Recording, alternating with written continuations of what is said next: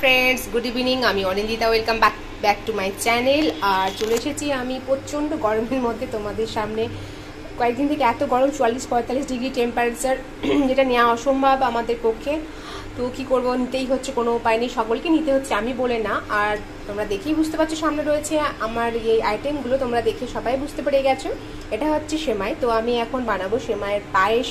অনেকদিন থেকে আমার মেয়ে বলছিল, বাট এত গরমে কিছুই ভালো লাগে না, সন্ধ্যের পরে রান্নাঘরে ঢুকতে ইচ্ছে করে না। তবুও এখন মেয়ের ইচ্ছেগুলো একবার যখন বাচ্চারা বলে দেয় যে এটা আমি খাবো, তখন মায়েরা আর পারে না না করে থাকতে পেরে।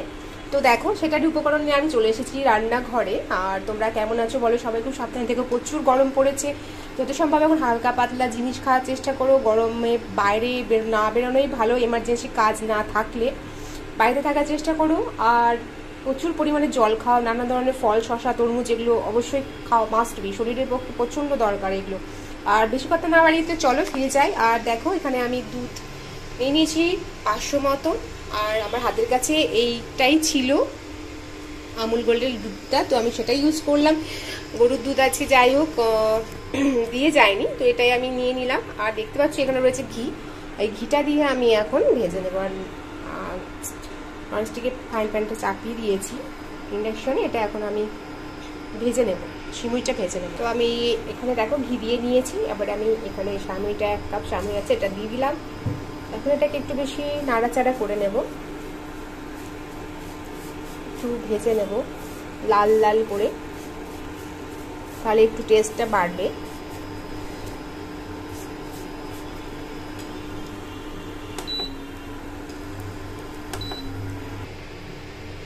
তো দেখো, দুধটা অলরেডি ফুটে গেছে। আর টেস্টটা একটু ভালো হওয়ার জন্য আমি এর মধ্যে দিয়ে দিচ্ছি তেজপাতা, গোটা এলাচটা একটু মুখটা ফাটিয়ে নিয়েছি।